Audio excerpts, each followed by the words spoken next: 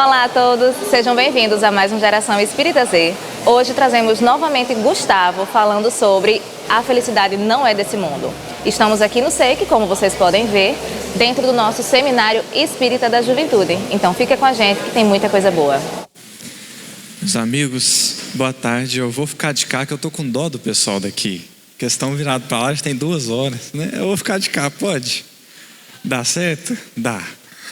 Uma boa tarde a todas e a todos. Que Jesus, nosso divino amigo e mestre, nos abençoe, nos envolva.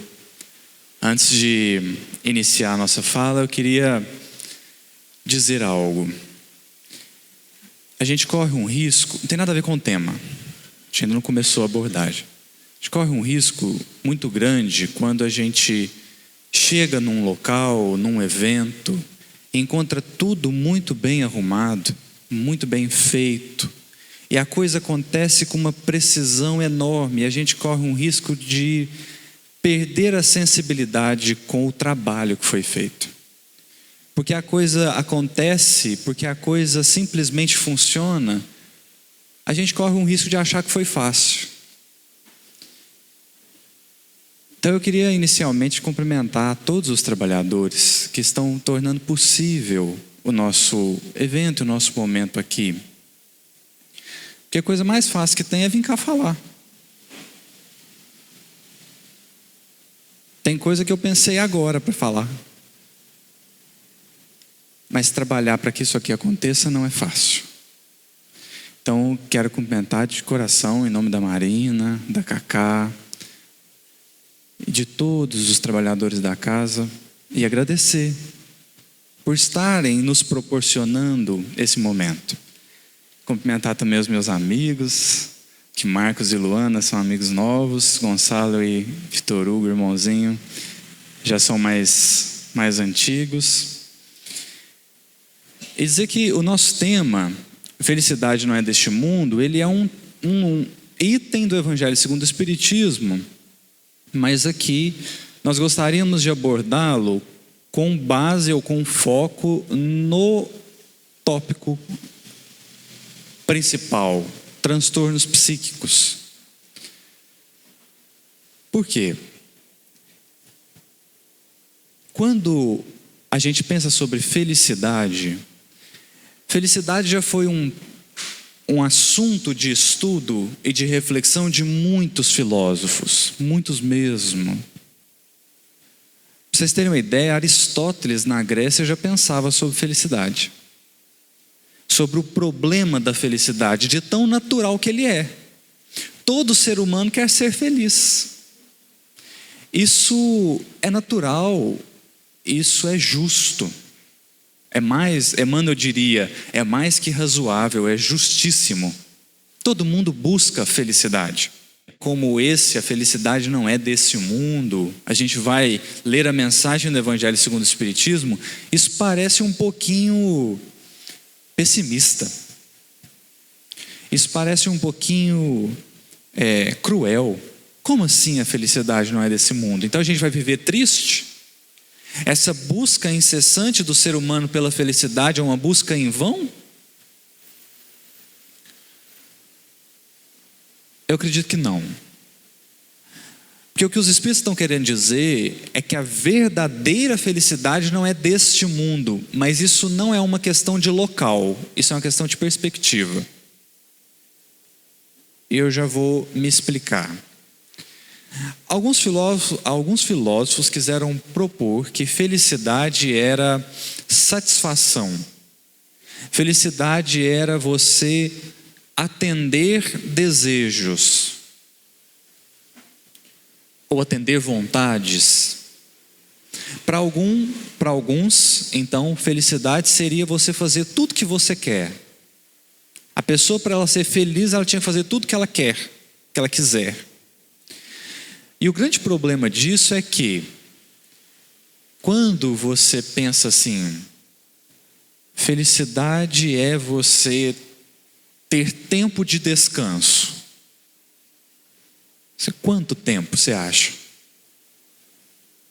Quanto tempo? Se você tiver um dia de descanso, eu acho que isso vai te trazer um pouquinho de felicidade. Se você tiver uma semana de descanso, eu também acho que isso vai te trazer felicidade. Se você tiver um mês de descanso, pode ser que seja bom. Mas se você tiver 1 ano, 10 anos, uma década, um século, 1 milênio de descanso, eu acho que aí você vai começar a ficar entediado. De modo que esse conceito de felicidade, ele parece estar um pouquinho equivocado por uma simples razão.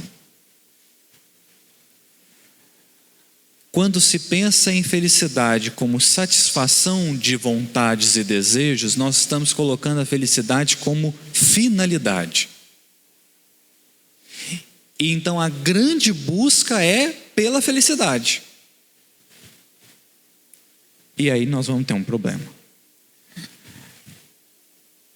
Porque felicidade não é fim. Felicidade é consequência de atingir o fim. Quem mira na felicidade busca satisfação. E aí se frustra. Se frustra porque nunca se sente satisfeito. A coisa mais difícil, para não dizer impossível, é você encontrar um ser humano satisfeito. Todo mundo tem alguma falta. O Gonçalo deu um exemplo aqui. Você olha para a pessoa, ela tem tudo de bom e do melhor. Ela vive bem, ela tem conforto, ela tem roupa, ela tem casa, ela tem carro, ela tem saúde. Mas ela é infeliz.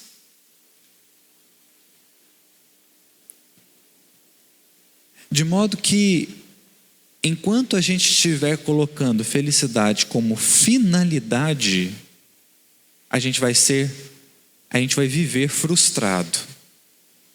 Felicidade não é fim. Felicidade é consequência de atingir a verdadeira finalidade. E qual seria então a finalidade verdadeira? Há um filósofo que eu adoro. Eu acho que se ele não tivesse vivido antes de Kardec, ele teria sido espírita. Eu desconfio. Ele se chama Immanuel Kant. Olha o nome. Immanuel Kant. E o Immanuel Kant diz que o grande objetivo da vida de um ser humano não deveria ser a felicidade. A gente não deveria mirar na felicidade, a gente deveria mirar na utilidade. Buscar ser útil, aí seríamos felizes, porque enquanto quisermos felicidade, nós vamos viver aprisionados na estreita cela dos nossos desejos. E aí haverá um problema fundamental. Como estruturar felicidade com base em coisas tão voláteis? Você quer coisa mais volátil que o desejo?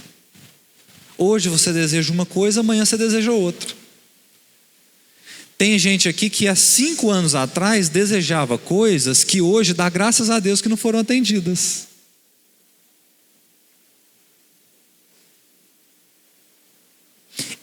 E há algo ainda mais grave. Há pessoas que depositam a felicidade ou constroem a sua felicidade com base na aquisição ou na posse de bens materiais. Aí é que fica frustrado mesmo. Porque existem coisas transitórias, mas bem material é muito transitório. Então a pessoa, ela coloca como projeto de felicidade o carro. Aí ela quer ter o carro dos sonhos. Ela compra o carro, ela quase enlouquece. Porque aí chega o parceiro, a parceira e fala assim: benzinho, me empresta o carro. Fala assim: onde é que você vai? Quanto tempo você vai demorar? Cuidado na hora de estacionar, viu? Porque o arranhão no carro significaria tristeza. Por isso a felicidade como finalidade é tão problemática. Porque a felicidade sendo finalidade, nós vamos buscar satisfação. E satisfação neste mundo não haverá. Porque nós estamos lidando com coisas extremamente transitórias e voláteis. Hoje está de um jeito, amanhã está de outro. Então, felicidade para mim é ter o celular do ano. Até o ano que vem, então. É por isso que eu gosto da proposta do Kant. Porque a proposta do Kant é uma coisa mais madura. É uma coisa mais sensata. A felicidade não como o grande fim da vida. Eu não vivo para ser feliz, eu vivo para ser útil. Útil para quem? Para alguém além de mim.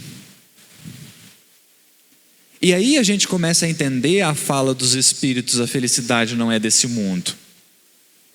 Porque felicidade não é desse mundo quer dizer, a felicidade não está constituída, ou ela não é construída nas bases que o mundo físico pode oferecer. E não é mesmo.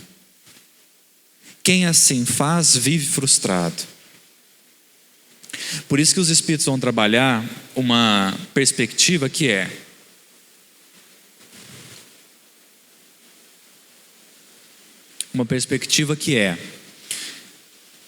você se aproxima da lei divina ou se afasta dela.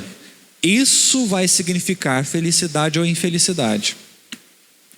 Quando os espíritos falam da lei natural, na questão 614 do Livro dos Espíritos, eles falam assim: a lei natural é a lei de Deus, a única para a felicidade do homem. Indica-lhe o que deve fazer ou deixar de fazer, e ele só é infeliz quando dela se afasta. Então o objetivo não é ser feliz, o objetivo é aproximar-se da lei divina. E em aproximando-se da lei divina, naturalmente você experimenta a felicidade. E por que isso tem a ver com o tópico transtornos psíquicos? Tem a ver que, por buscar nas coisas deste mundo, ou nos nossos próprios anseios e próprios desejos, é que a gente anda tão frustrado. É porque a gente tem expectativas demais de um mundo que não pode supri-las. É porque a gente espera demais de uma vida no mundo físico que não é capaz de atender tamanhas expectativas, tamanhas esperanças. Gonçalo comentou aqui sobre a questão da rede social, e de fato a vida na rede social é muito mais fácil, muito mais tranquila. E a gente cria uma ideia de que a vida pode ser assim. E aí uma vez eu me peguei pensando, por que Jesus disse bem-aventurados os aflitos? Parece um contrassenso. Falei, como pode o aflito, porque bem-aventurado quer dizer feliz. Algumas traduções falam mais do que feliz. Então, mais do que feliz são os aflitos. Como que o aflito pode ser feliz? Eu só entendi isso quando eu li uma mensagem do Emmanuel, chama desespero. Desespero. O Emmanuel diz assim: o desespero é a sobretaxa de aflição que a criatura coloca sobre ela mesma. É o sofrer em decorrência do sofrimento.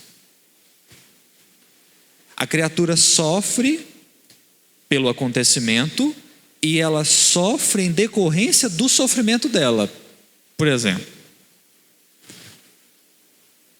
imagina que você se depara com a cena de que tudo que você trabalhou tudo que você construiu, que você conquistou para ter um lar, vá por água abaixo.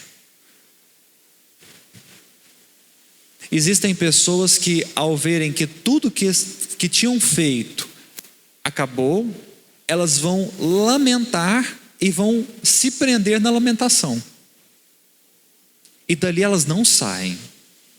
Elas não saem. Porque elas ficam presas nas causas. Por que isso aconteceu comigo? Por que foi assim? Isso não deveria ter acontecido. Isso não deveria ser assim. Ela está presa nas causas. Mas quando a gente começa a buscar um propósito maior de vida, a gente para de brigar com os acontecimentos da vida. A gente para de discutir com aquilo que já aconteceu e já se concretizou e começa a se projetar melhor para o futuro. Não mais o porquê aconteceu, mas o para que aconteceu. Não lamentar o acontecido, mas reerguer-se e seguir adiante. De modo que a proposta da felicidade não é deste mundo, nos chama a pensar que o que ocorre é que a felicidade em si, ela só será experimentada quando a gente cultivar outros valores que não os do mundo. Por que eu estou dizendo isso?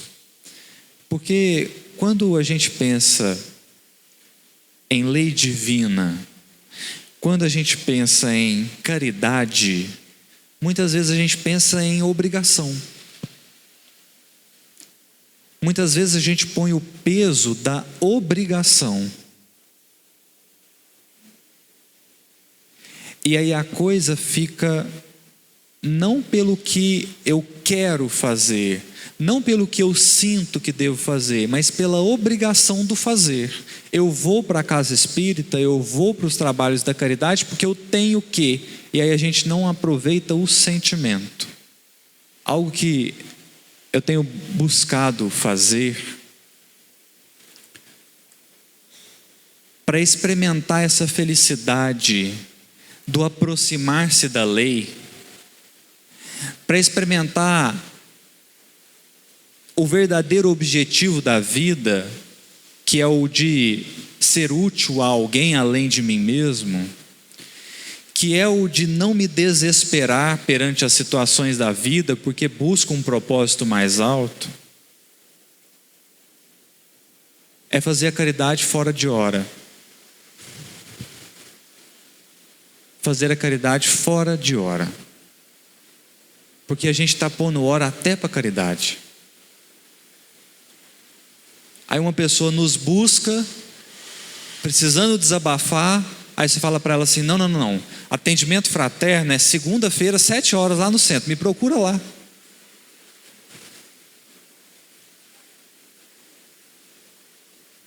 Aí você cruza com a pessoa na calçada e passa reto. Por quê? Porque o dia de distribuir cesta básica é sábado, 3 horas da tarde.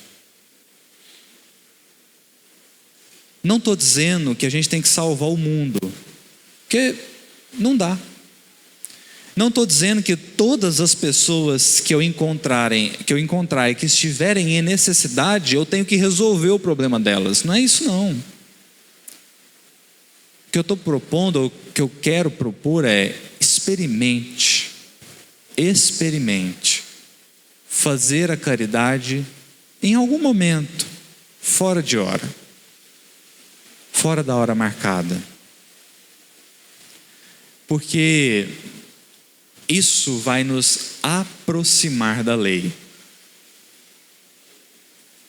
E aí a gente vai fazer não mais pelo que a gente acha que tem que ser feito, ou não mais pela obrigação de fazer, mas pela genuína descoberta de quem percebeu de que a vida não é sobre satisfação, a vida é sobre plenitude. Quem coloca a felicidade como finalidade quer satisfazer-se.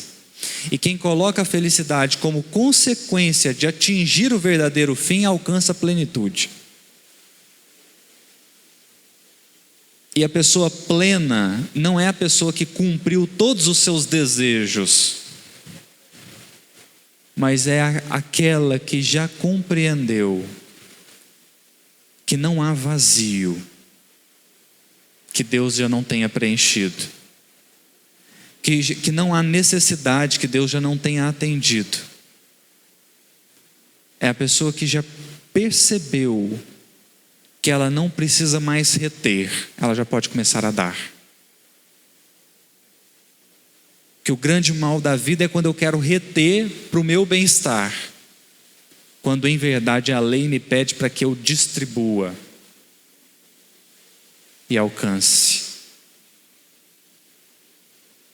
A minha posição na criação. E eu encerro lendo um trechinho da mensagem de Meimei, chamada Escola da Bênção.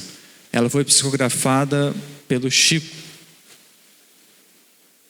Está no livro O Espírito da Verdade. E a Meimei diz assim: sofres cansaço da vida, de sabores domésticos, deserção de amigos e falta de alguém. Por isso acordaste sem paciência, tentando esquecer. Às vezes é tanta decepção uma atrás da outra, né? Procuraste espetáculos públicos que te não distraíram e usastes comprimidos repousantes que não te anestesiaram o coração. A pessoa buscou distração, buscou remédio, nada resolveu. Entretanto, para teu reconforto,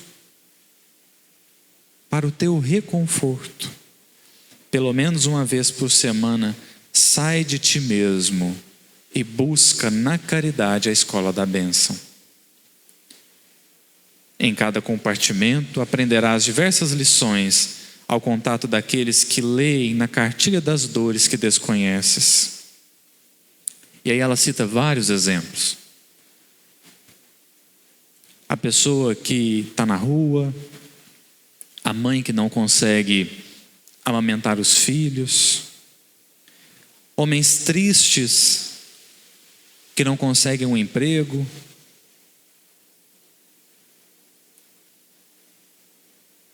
e ao consolar, ao levar algo que reconforte, sem essa hora marcada, que ela é importante. O problema não é quando a gente faz a caridade de hora marcada, o problema é quando a nossa caridade se restringe à hora marcada.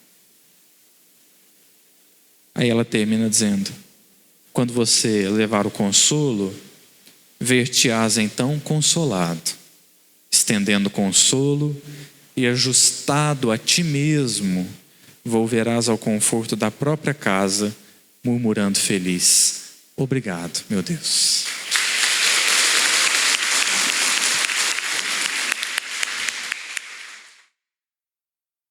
E aí, gostou do nosso seminário? Seguimos na próxima semana então, quinta-feira, como sempre, ainda com o Gustavo, falando sobre esperanças e consolações dentro da temática de suicídio. Não perde, que tá muito legal.